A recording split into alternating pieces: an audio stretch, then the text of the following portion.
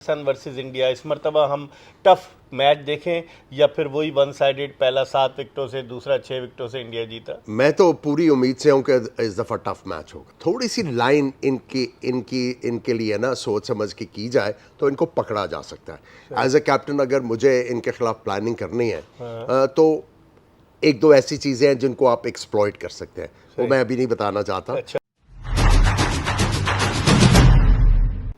बिस्मिल्लाहिर्रहमानिर्रहीम, अस्सलामुअलैकुम। अपने यूट्यूब चैनल MIB स्पोर्ट्स पर मैं हूं मिर्ज़ा इकबाल बेग। जिस अंदाज से भारत ने बांग्लादेश को शिकस्त दी और पाकिस्तान का कल मुकाबला बांग्लादेश से है, उसको देखते हुए ये कहा जा रहा है कि एक मरतबा फिर 28 सितंबर को यानी इतवार के दिन पाकिस्तान और भारत एक दूसरे के मद्दे मुकाबले आ सकते हैं। 2 मैचेस तो हो चुके हैं अब तक, 14 और 21 सितंबर को दोनों में भारत ने कामयाबी हासिल की। अब पाकिस्तान और भारत जब सामने आते हैं तब क्या पोजीशन होगी, और बांग्लादेश के खिलाफ मैच के हवाले से भी हम बात करेंगे। कल पाकिस्तान का मैच होगा। हमारे साथ मौजूद हैं फॉर्मर पाकिस्तान कैप्टन आमिर सुहेल, जो 92 के वर्ल्ड कप की फातेह टीम के रुकन भी रहे। इनकी ओपिनियन जानते हैं। आमिर, क्या समझते हैं पाकिस्तान बांग्लादेश, क्योंकि बांग्लादेश ने अपने मुल्क में 2 T20 अभी पाकिस्तान को हराए थे जुलाई में। ओवरऑल देखते हैं कि पाकिस्तान के लिए कोई ज़्यादा मुश्किल तो नहीं होगी? मुश्किल तो मेरे ख्याल में पाकिस्तान के लिए नहीं होनी चाहिए। उसकी वजह यह है कि कॉन्फिडेंस काफ़ी गेन किया है। अगर आप इंडिया का मैच देखें या कल जो श्रीलंका के ख़िलाफ़ मैच हुआ है, तो उससे बैटिंग को थोड़ा बहुत कॉन्फिडेंस तो आना चाहिए। उसके बाद पाकिस्तान के बॉलर्स जो है वो अच्छा करते आ रहे हैं। ठीक है, इंडिया के ख़िलाफ़ मैच में इतनी ज़्यादा इम्प्रेसिव बॉलिंग नहीं रही, लेकिन फिर भी यह है कि दोनों शोबे अब कॉन्फिडेंस हासिल करते आ रहे हैं। तो मेरा ख्याल है पाकिस्तान टीम को जो है वो बगैर किसी फेयर के क्रिकेट खेलनी चाहिए। और बांग्लादेश के खिलाफ आप समझते हैं कामयाबी हासिल करके फिर करनी चाहिए, बिल्कुल करनी चाहिए। तो इस मैच में जो अगर पाकिस्तान वर्सेस इंडिया होता है तो जो ब्रॉडकास्टर्स हैं उनके तो वारे नहीं आ रहे हो जाएंगे। उनकी तो आप समझ लें ईद ही है। I mean final Pakistan India का और तीसरा मैच खेल रहे हैं, कुछ पॉलिटिकल टेंशन्स भी हैं, तो फिर उस लिहाज। अच्छा, जिस तरह से अभिषेक शर्मा जिस तरह की बैटिंग कर रहे हैं, बांग्लादेश के खिलाफ भी उन्होंने बड़ी ज़बरदस्त बैटिंग की। भारत की बैटिंग लगता है उन्हीं के गिर्द रिवॉल्व कर रही है।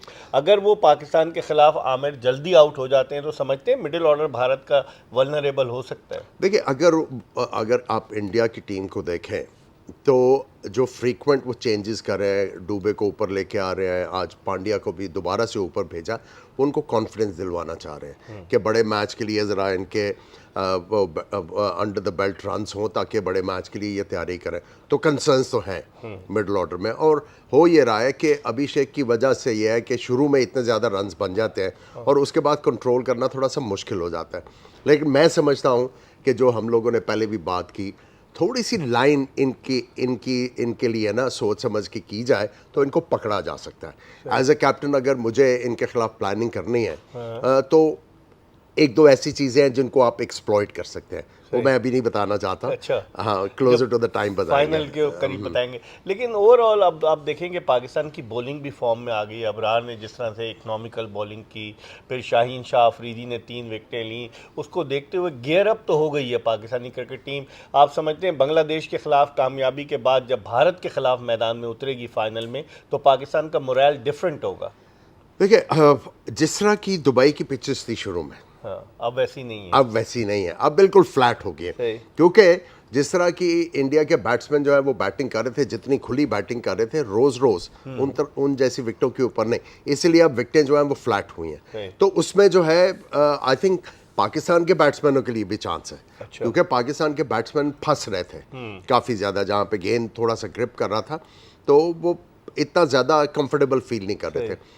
अब चूँकि एक दो कंसर्न्स तो हैं, लेकिन अगर आप अपनी बैटिंग लाइनअप को देखें, एक दो कंसर्न्स के अलावा बैट्समैनों को थोड़ा बहुत कॉन्फिडेंस आया है। आपके दोनों ओपनर्स जो हैं उनको कॉन्फिडेंस मिला हुआ है। फ़खर और साहबजादा फरहान जो है वो आपको पिछले मैच में भी अच्छा स्टैंड देगा, और लोअर मिडिल ऑर्डर जो है वो आपका कंसिस्टेंटली जो है वो अच्छा कर रहा है। सो पॉजिटिव्स तो हैं। अगर थोड़ी सी दिलेरी दिखाई जाए और दिलेरी के साथ जो है अक्ल के साथ क्रिकेट खेली जाए तो आई थिंक मैच बहुत तगड़ा हो सकता है। साइम अयूब और सलमान अली आगा का आउट ऑफ फॉर्म होना पाकिस्तान के लिए कितना बड़ा कंसर्न है? कंसर्न तो बहुत बड़ा है। देखिए, अगर आपके नंबर 3 और नंबर 4 बैटर्स जो हैं इसलिए इम्पॉर्टेंट है कि अगर आपको ओपनर्स जो हैं अच्छा स्टार्ट देते हैं, मोमेंटम देते हैं, वो उन्होंने मोमेंटम आगे लेके जाना है। अगर ओपनर्स नहीं देते तो उन्होंने मोमेंटम क्रिएट करना है। सो ये जो दो स्लॉट्स हैं बहुत इंपॉर्टेंट हैं और कंसर्न तो बहुत बड़ा है। और मैं समझता हूँ कि इनको जो है अगर स्पिनर्स के खिलाफ खेल रहे हैं तो गेंद को रीड करें, गेंद को हाथ से निकलता देखें, रीड करने के बाद गेंद को लेट खेलने की कोशिश करें। मेरे ख्याल में ये गेंद की तरफ जा रहे हैं रादर देन गेंद को आने। जब आप आउट ऑफ फॉर्म होते हैं, आप अगर किसी भी कोच से बात करेंगे तो वो आपको यही कहेगा गेंद को हाथ से छूटते देखो और लेट खेलने की कोशिश करो, अपनी आंखों के नीचे खेलने की कोशिश करो। एक तो ओवर्स निकालने के बाद आप देखिएगा फर्क पड़ेगा इनको। आखिरी सवाल, मोहम्मद नवाज बैटिंग कर रहे हैं लेकिन 2 मैचेस में उन्हें बॉलिंग नहीं मिली, क्या समझते हैं? सरप्राइजिंग तो है, सरप्राइजिंग तो है। हो सकता है उनको इंजरी हो सकता है कप्तान समझ रहे हो कि ये विकेटें जो है माफिक नहीं है उनकी बॉलिंग के लिए। तो ये भी एक जो है क्वेश्चन मार्क तो है। लेकिन हैविंग सेड दैट, अगर बाकी जो बॉलर्स जो हैं पिछले मैच में साइम अयूब को बॉल नहीं करवाए, सो आई थिंक ये कैप्टन को रिकग्नाइज करना है कि कौन सा बॉलर जो है किन हालात में जो है आपको जो है कुछ ना कुछ टेबल पे ला के देगा। चलते चलते ये बताइए, पाकिस्तान वर्सेस इंडिया, इस मरतबा हम टफ मैच देखें या फिर वही वन साइडेड, पहला 7 विकेटों से दूसरा 6 विकेटों से इंडिया जीता? मैं तो पूरी उम्मीद से हूं कि इस दफ़ा टफ मैच होगा। चलें, बहुत बहुत शुक्रिया। पाकिस्तान के former test captain Aamir Sohail हमसे बात कर रहे थे। देखते रहिए MIB स्पोर्ट्स।